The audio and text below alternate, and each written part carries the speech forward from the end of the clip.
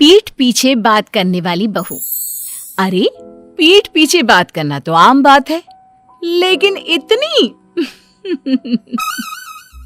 यार मेरी सास को तो जब देखो तब खाना चाहिए।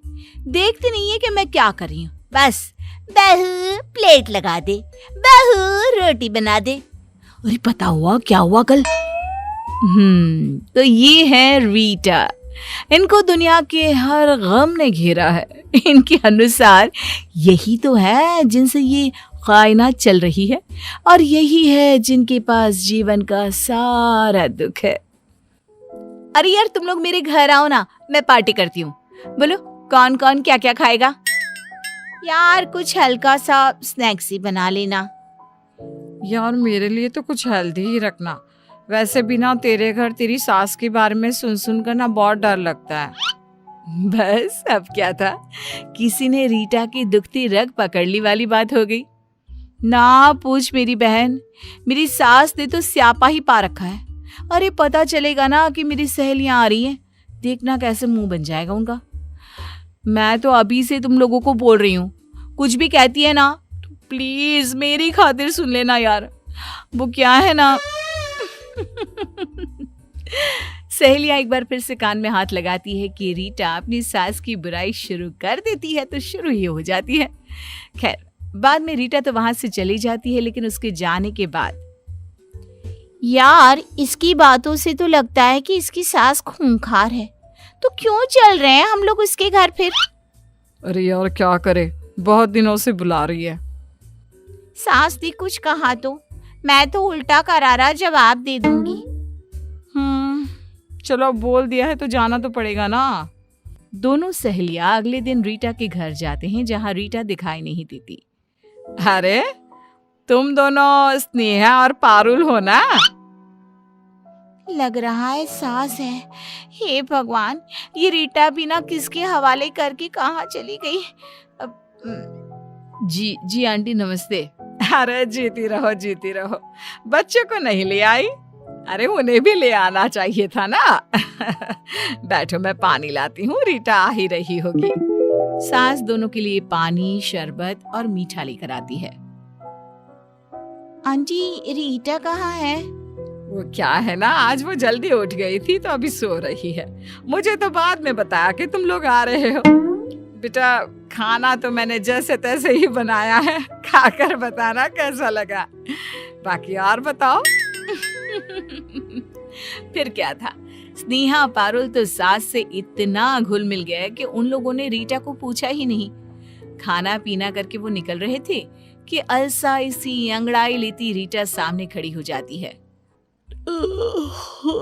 अरे तुम दोनों, कब की पार्टी रखी थी मैंने और कब आ रही हो?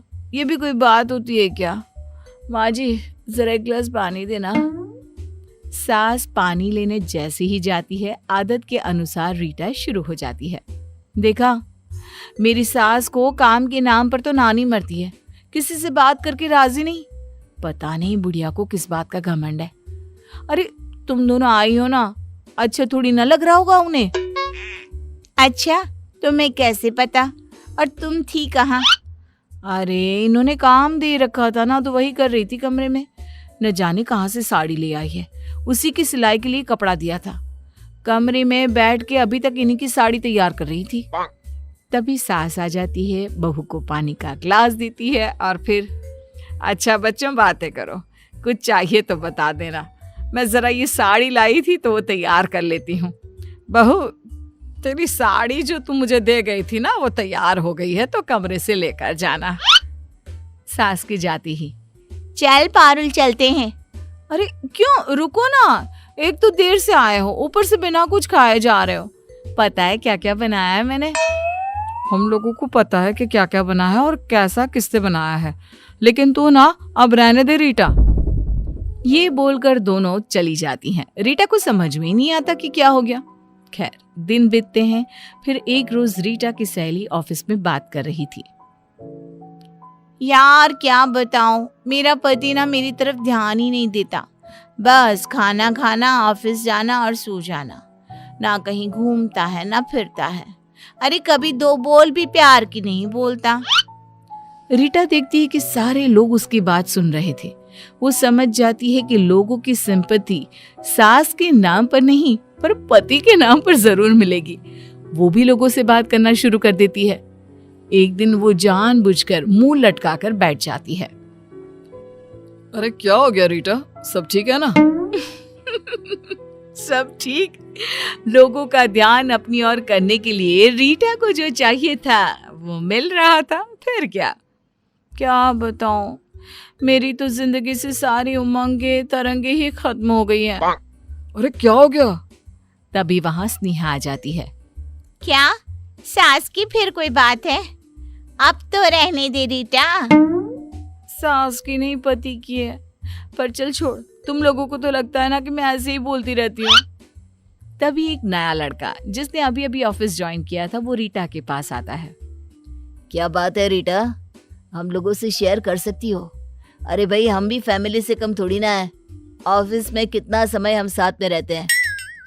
रीटा भी, जो कि सिर्फ पति की बुराई कर लोगों से सिंपैथी लेना चाहती थी। क्या बोलूं, मेरे पति तो सिर्फ मेरे पैसे से प्यार करते हैं। स्नेहा, जो कि पहले से ही रीटा को समझती थी। कौन से पैसे? तेरे पास पैसे कहाँ से आ गए? अरे यही जो मैं कमाती हूँ। कहते हैं सारे पैसे मुझे दिया कर, नहीं देती हूँ तो मारते भी है। अभी कल ही की बात है। अब क्या था, रीटा को एक नया टॉपिक मिल गया, पति। वाह क्या बात है, पति की थोड़ी सी बुराई और देखो कैसे लोगों का जमावड़ा मेरे आसपास लगा रहता है। लेकिन उसे ये नहीं पता था कि लोग उसके पास क्यों आते हैं। अरे पति से परेशान हो तो हमें बताओ, हम बात करते हैं। और तुम्हारे जैसी बीवी हमारी हो ना तो भाई। लड़कियां तो रीटा को समझ चुकी थी, लेकिन लड़के वो अपने ही तरीके से रीटा से मजे लिए करते थे।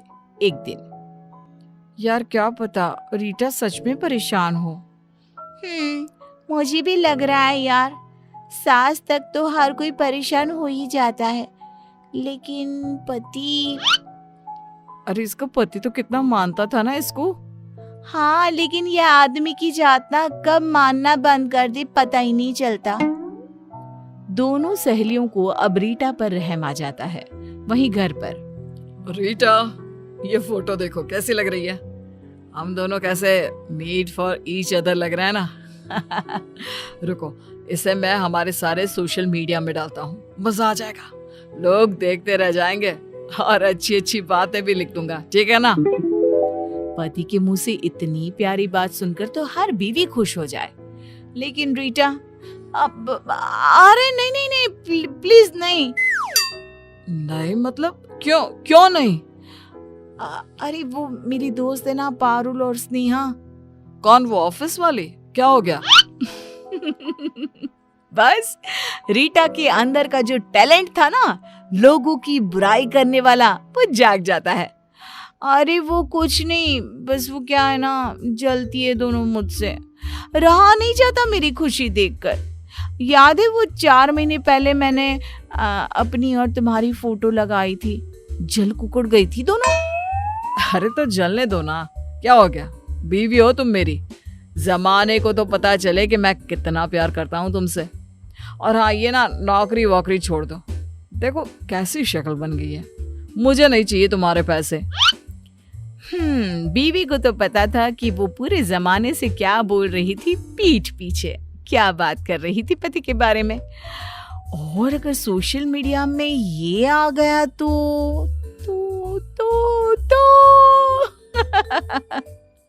अगले दिन, हे भगवान, न जाने क्यों चक्कर आ रहा है। अरे रहने दो ना, क्यों कर रही हो ये 2 टके की नौकरी? खुद को क्यों गला रही हो रीटा तुम? हाँ बहू, रहने देना, आज ऑफिस ना जा, घर पर ही आराम कर ले। ना माँ जी, आज तो जाना जरूरी है, सैलरी का वक्त है और काम भी बहुत है। क्यों करना है काम? घर पर रहो ना, क्या जरूरत है नौकरी की, मैं कर तो रहा हूँ। अरे नहीं नहीं, घर के अंदर तो मैं पागल हो जाऊंगी। ना बाबा ना। बहू ऑफिस चली जाती है और वहां जाकर, हे भगवान, न जाने क्या हो गया है, चक्कर पर चक्कर आ रहे हैं। अरे तो घर पर रह जाती ना, क्यों आ गई? ले लेती छुट्टी। हाँ यार, ले लेती ना ऑफ आज का, क्या होता, एक दिन की ही पैसे तो कटते ना। अरे नहीं यार, पति को बोला तो बोलने लगे पैसे कट जाएंगे तो घर कैसे चलेगा। सास भी मुंह बना रही थी कि ऑफिस क्यों नहीं जा रही, वरना मेरा तो बिल्कुल मन नहीं था ऑफिस आने का आज। सभी को रीटा पर दया आती है कि कैसे बेचारे पर काम का प्रेशर उसके ससुराल वाले पैसे के लिए दे रहे हैं। लेकिन ये क्या, काम करते करते रीटा को चक्कर आ जाता है और वो गिर जाती है। अरे इसके पति को फोन करो, देखो क्या हो गया। अरे वो क्या करेगा, उसी जल्लाद ने तो इसे ऑफिस भेजा है, जबकि इसकी तबीयत खराब हो रही थी। फिर भी पति को फोन किया जाता है और पति आ जाता है। क्या हो गया मेरी रीटा को? शुरू हो गया नाटक इसका। मैंने कहा था मत जाओ ऑफिस, मैं इसका रिजाइन दे रहा हूँ। कहाँ है HR? रीटा अब यहाँ काम नहीं करेगी। सभी पति की इस बात से हैरान हो जाते हैं। ये क्या हो गया, रीटा तो कुछ और कहती थी। मेरी बीवी को परेशान कर रखा है, वो बेचारी कितना काम करती है। मेरी तो माँ भी नहीं चाहती कि बहू ऑफिस में काम करे। खैर, आज से मेरी बीवी से मिलना हो तो इज्जत से घर आ जाना। नमस्ते बोलकर पति रीटा को लेकर चला जाता है। पीछे से ऑफिस वाले सोचते रह जाते हैं कि भाई, पीठ पीछे बात करने की भी हद होती है।